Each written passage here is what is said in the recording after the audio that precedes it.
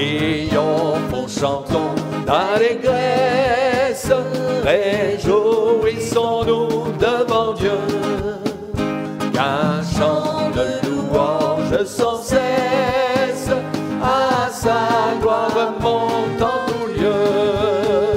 Triomphe, triomphe, tressaille de joie en ton Dieu.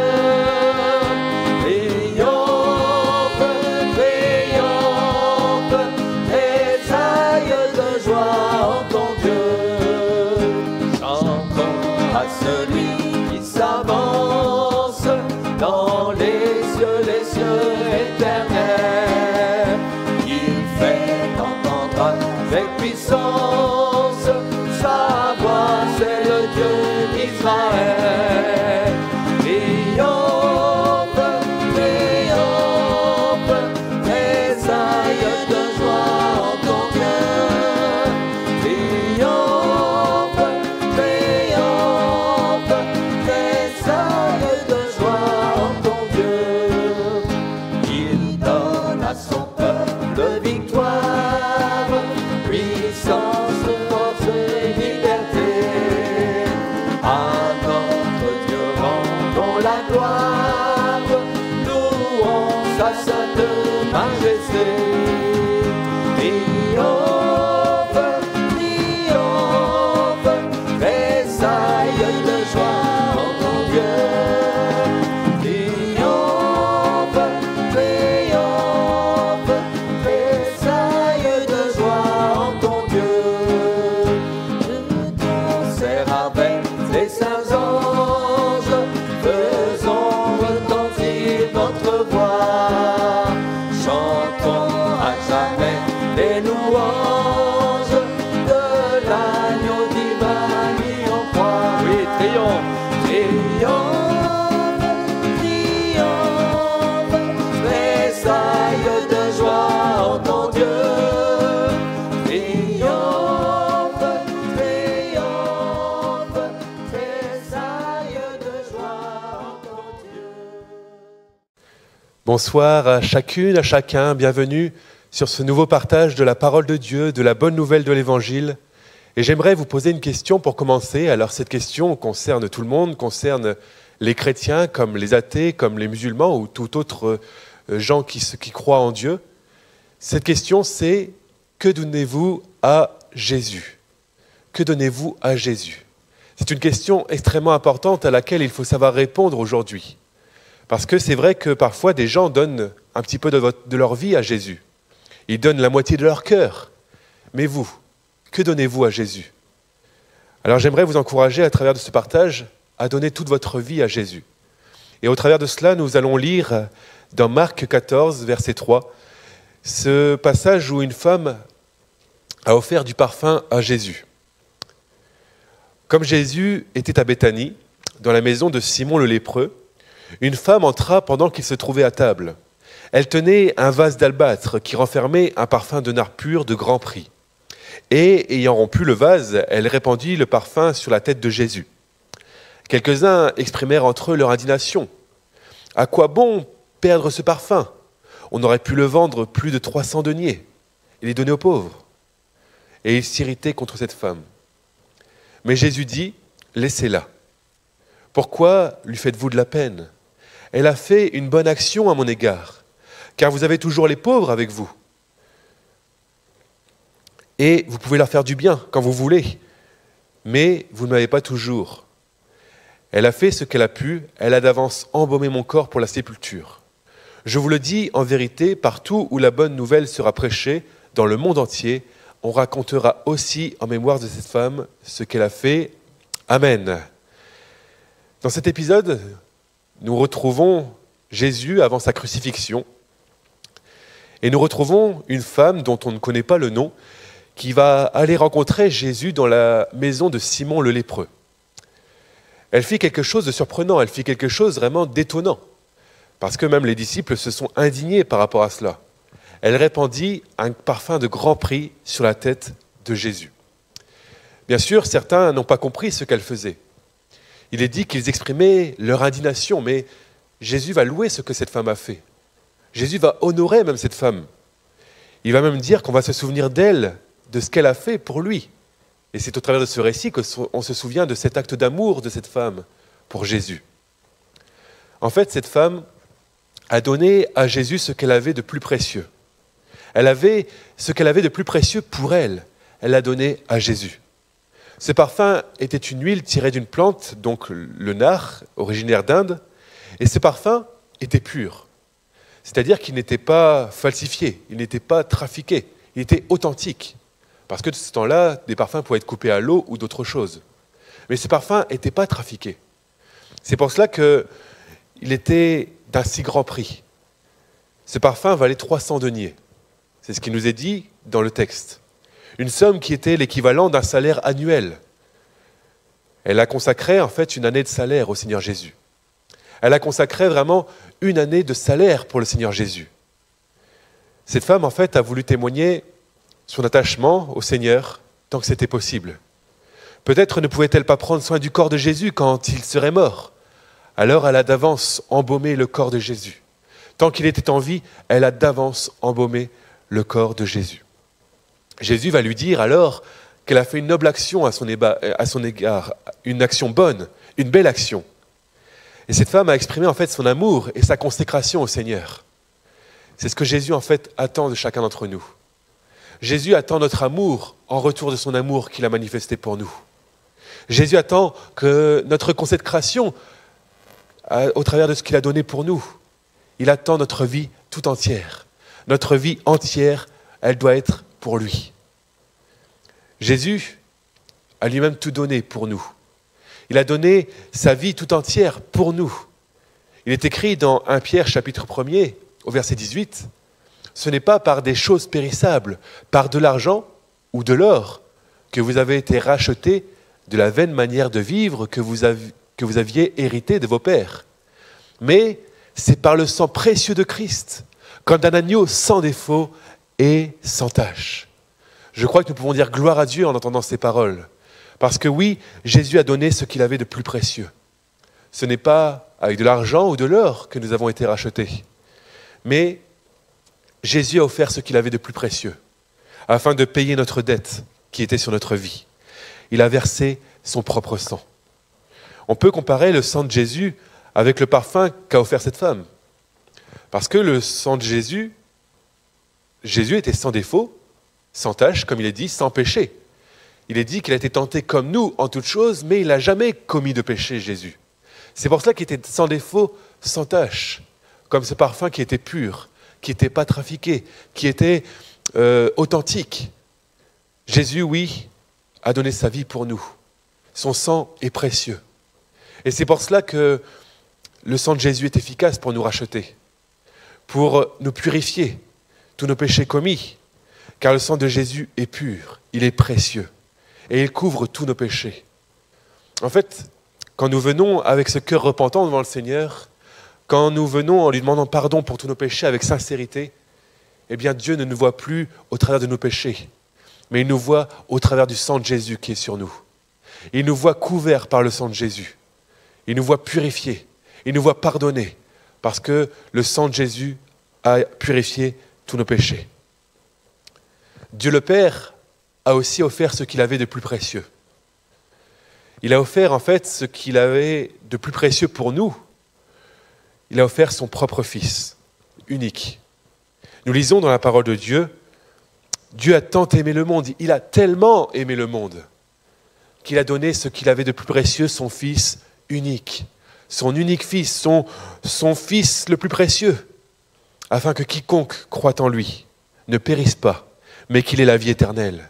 Dieu, en effet, n'a pas envoyé son Fils dans le monde pour qu'il juge le monde, mais pour que le monde soit sauvé par lui. Amen. Oui, Dieu veut nous donner la vie éternelle. Il veut nous sauver de cette mort éternelle, parce que le salaire du péché, c'est la mort éternelle. La mort éternelle, c'est une mort où nous vivons loin de Dieu. Nous vivons, mais loin de Dieu. C'est terrible de vivre la mort éternelle. C'est réservé à tous les pécheurs du monde.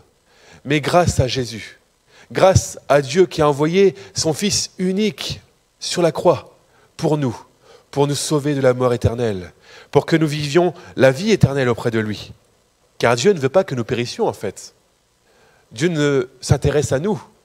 Dieu nous aime d'un amour infini. Nous avons lu que Dieu a tellement aimé le monde qu'il a donné son Fils unique, afin que nous ne périssions pas, afin que nous vivions éternellement à ses côtés.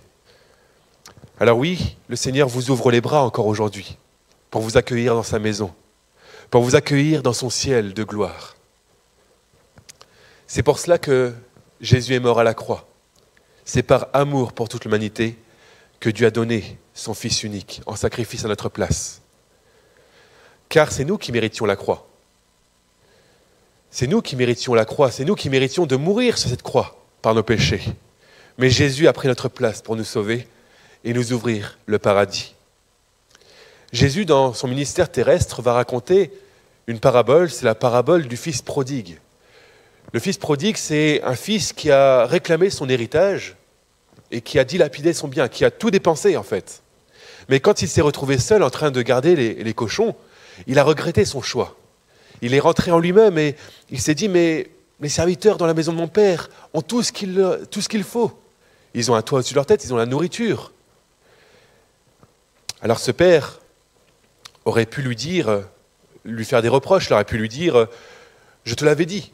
Il aurait pu même le laisser à la porte et ne pas lui ouvrir la porte. Il aurait pu même l'ignorer.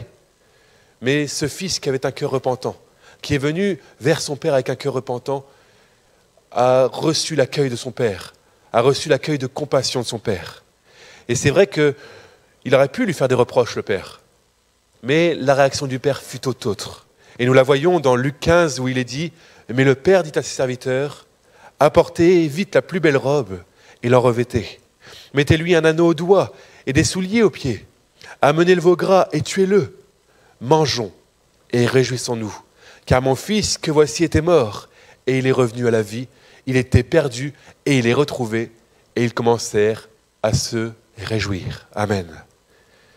Cette réaction que le Père a eue, c'est exactement la même réaction que notre Père Céleste a pour nous. Il se réjouit de notre retour dans la maison. Il se réjouit de notre retour auprès de lui. Quand nous venons à lui, il nous apporte la plus belle robe, une robe de justice, une robe blanche qui symbolise vraiment que nous sommes purifiés de nos péchés. Je vous le dis aujourd'hui, venez ou revenez au Seigneur. Je vous encourage vraiment à entrer en vous-même, à réfléchir sur votre vie. Venez, revenez au Seigneur. Il vous attend, le Seigneur. Il vous attend dans sa maison, il vous ouvre grand les bras pour vous accueillir dans sa maison. Faites demi-tour vraiment par rapport au péché. C'est ça la repentance. Faites demi-tour par rapport au péché pour suivre le Seigneur. À vous qui avez quitté l'Église, revenez au Seigneur. Revenez au Seigneur, il vous attend. Et goûtez à nouveau à son amour. Goûtez à nouveau à son amour. Si vous revenez de tout votre cœur au Seigneur, dans une repentance véritable, il est prêt à vous accueillir à nouveau dans sa maison. Amen. Notre Père se réjouit, car dans un sens spirituel, nous étions morts. Nous étions morts parce que nous étions dans le péché. Mais quand nous revenons au Seigneur, notre Père se réjouit, parce que nous sommes revenus à la vie. Nous sommes revenus à la vie. Oui, Dieu attend notre retour. Dieu a donné ce qu'il avait de plus précieux pour nous. Alors oui, il le veut dans l'éternité, il nous veut auprès de lui. Alors que donnez-vous à Jésus? Que donnez-vous à Jésus en réponse à son amour? Que donnez-vous à Jésus en réponse à sa vie qu'il a donnée à la croix pour nous? Cette femme a donné ce qu'elle avait de plus précieux, par amour pour Jésus. Et nous, que donnons-nous? Que donnons-nous à Jésus en retour à son amour? Il est écrit dans la parole de Dieu, et c'est Dieu qui nous le dit, c'est vraiment Dieu qui nous le dit aujourd'hui. Recevez ces paroles. Mon fils, donne-moi ton cœur. Ma fille, donne-moi ton cœur. Et que tes yeux se plaisent dans mes voies. Oui, Jésus nous dit encore aujourd'hui, mon fils, ma fille, donne-moi ton cœur. Et le cœur ici représente la vie tout entière. Dieu nous dit avec compassion, mon fils, ma fille, donne-moi ton cœur. Donne-moi ta vie tout entière. C'est ce que Dieu attend de notre part. Donner son cœur à Dieu, c'est la meilleure réponse que nous pouvons faire à son amour manifesté à la croix. Un chant dit même « Je te donne mon cœur, il ne m'appartient plus, parce qu'il appartient à Dieu. Ce que j'ai de meilleur, tout est pour toi, Jésus. » C'est un beau chant que nous chantons dans nos églises, et c'est un chant que nous devons prendre conscience. Que donnons-nous à Jésus? Que donnez-vous à Jésus? Êtes-vous prêt à donner ce que vous avez de meilleur pour Jésus? Êtes-vous prêt à donner tout à Jésus? C'est ce qu'il attend de chacun d'entre nous. C'est que notre vie tout entière soit à lui. Comme cette femme qui a donné ce qu'elle avait de meilleur. Le meilleur qu'elle avait. Une année de salaire, elle l'a donné à Jésus. Donnons tout à Jésus. Certaines personnes ne veulent pas tout donner à Jésus. Elles veulent garder quelque chose pour elles-mêmes. Elles veulent garder une partie de leur cœur. Elles veulent garder un péché ou une mauvaise habitude qu'elles ont. Mais ne soyons pas tiraillés entre le monde et Jésus. Mais donnons tout à Jésus. Je le répète, donnons tout à Jésus. Il est encore écrit dans la parole de Dieu, « N'aimez point le monde, ni les choses qui sont dans le monde. Si quelqu'un aime le monde, l'amour du Père n'est point en lui. » L'amour du monde, en fait, n'est pas compatible avec l'amour de Dieu. Soit nous aimons le monde, soit nous aimons Dieu. Il faut faire la part des choses. Il faut faire un choix, en fait, aujourd'hui. Soit nous aimons le monde, soit nous aimons Dieu. En d'autres termes, ce verset nous dit « Ne vous attachez pas au monde » ou « Ne vous affectionnez pas au monde ». Car si quelqu'un s'attache au monde, l'amour du Père n'est pas en lui. Il n'existe pas de position intermédiaire entre ces deux amours. Il n'existe pas de position intermédiaire entre l'amour du monde et l'amour de Dieu. Ils sont vraiment incompatibles, ces deux amours. Il faut faire un choix aujourd'hui. Jésus dit encore dans Matthieu 6, « Nul ne peut servir de maître, car ou il haïra l'un et aimera l'autre, ou il s'attachera à l'un et méprisera l'autre. Vous ne pouvez servir Dieu et Mammon. » Mammon ici représente toutes les richesses que nous avons ici-bas. Jésus nous met face à un choix. Nous pouvons servir Dieu ou servir le Dieu des richesses, le Dieu matérialiste. Nous avons vraiment un choix à faire. Nous avons un choix à faire dans notre vie. Ou nous choisissons Dieu, ou nous choisissons le matérialisme. Ou nous vivons par les choses temporelles, matérielles, et refusons que Dieu guide nos vies. Aujourd'hui, je vous encourage vraiment à faire le bon choix. À faire le choix qui dépend, car cela dépend de votre éternité. Choisissez de suivre Christ et de vous engager à sa suite, en passant par les eaux du baptême aussi. Soyez prêts à abandonner les choses matérielles de ce monde, car dans l'éternité, on n'emportera rien avec nous. En enfer ou au paradis, on n'emportera rien avec nous. Parce que ces choses, les choses terrestres, les choses matérielles resteront sur cette terre.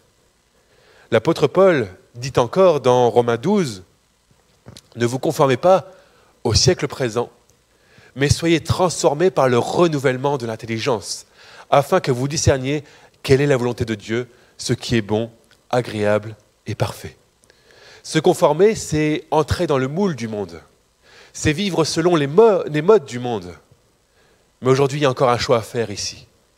Il y a un choix à faire entre se conformer au monde ou se conformer à Dieu.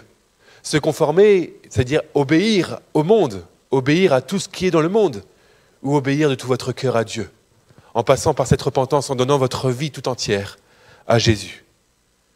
Si nous voulons aimer Dieu de tout notre cœur et lui donner toute notre vie, nous devons nous tenir éloignés de toutes ces choses que le monde peut nous offrir et qui nous éloignent de Dieu.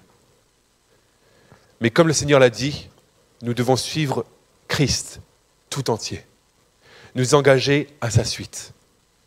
Dieu le Père nous redit ce soir, « Mon fils, ma fille, donne-moi ta vie, donne-moi ton cœur. » Il le dit avec compassion, il nous appelle aujourd'hui encore, il vous appelle aujourd'hui. « Mon fils, ma fille, donne-moi ton cœur. » Quand nous remettons notre vie entre les mains de Dieu, nous vivons le vrai contentement, le vrai bonheur, parce que nos vies sont entre ses mains. Nous n'avons rien à craindre, ici-bas, parce que Dieu pourvoit nos besoins. Dieu pourvoit la guérison aussi. Dieu pourvoit toutes choses. Quand nous remettons notre vie entre les mains de Dieu, nous vivons le vrai bonheur, le bonheur véritable que nous avons ici-bas. Alors je repose ma question.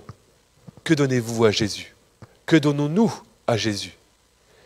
Donnons-nous simplement un petit peu de notre temps, un petit peu de notre vie. Gardons-nous une partie de notre vie pour nous. Ou donnez-vous votre vie tout entière à Jésus. Faites le bon choix aujourd'hui. Jésus vous a aimé le premier. Il a donné sa vie pour vous. Alors donnez-lui toute votre vie et que le Seigneur vous bénisse aujourd'hui encore. Amen. Mon Dieu, je veux te remercier. Je veux te louer. Je veux te louer parce que tu nous appelles encore à toi aujourd'hui. Tu nous appelles à faire un choix, Seigneur. Et Jésus, nous voulons nous placer devant toi avec sincérité, Seigneur, encore aujourd'hui. Nous voulons nous placer devant toi avec un cœur authentique, Seigneur. Jésus, donne-nous de faire le bon choix. Donne-nous de couper avec certaines choses sur cette terre, mon Dieu, et à te suivre tout entièrement, Jésus. Oui, Jésus, tu nous appelles à donner notre vie tout entière à toi et à toi seul, Jésus. Alors Jésus, c'est ce que je veux faire encore aujourd'hui, à donner ma vie tout entière à toi. Et je veux te prier que ceux qui regardent sur Internet cette vidéo, mon Dieu, puissent faire le bon choix aujourd'hui. Qu'ils puissent se repentir de tous leurs péchés dans leur vie, mon Dieu, qu'ils puissent venir avec une repentance authentique devant toi. Et qu'ils puissent vraiment s'engager à ta suite. Qu'ils puissent te donner toute leur vie, Jésus. Oui, c'est ma prière, qu'ils puissent te donner toute leur vie, Jésus. Merci, mon Dieu. Merci, mon Dieu, parce que tu as tout donné pour nous. Tu as donné ce que tu avais du plus précieux. Tu as donné ta vie pour nous. Gloire à toi, Jésus. Je veux te louer, Jésus. Je veux t'adorer. Merci, mon Dieu, pour tout ce que tu as fait pour nous. Merci. Et oui, j'ai les mots bien faibles pour te dire merci. Mais je veux te dire merci de tout mon cœur, mon Dieu. Gloire à toi. Que ton nom soit béni au milieu de nous, Jésus. Amen.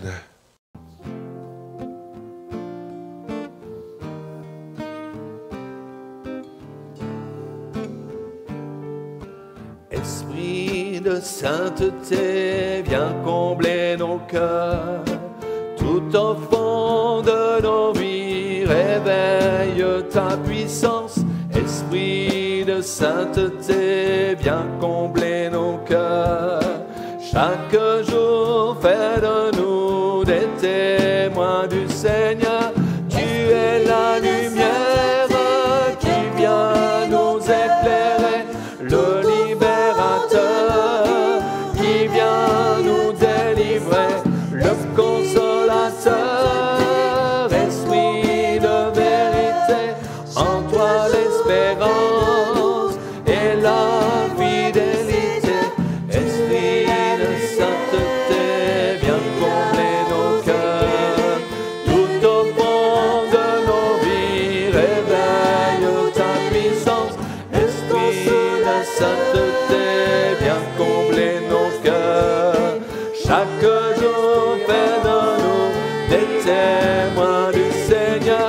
Tu es la lumière qui vient nous éclairer, le libérateur qui vient nous délivrer, le consolateur, esprit de vérité, en toi l'espérance et la fidélité. Tu es la lumière qui vient nous éclairer, le libérateur qui vient nous délivrer, le consolateur, esprit de vérité, en toi l'espérance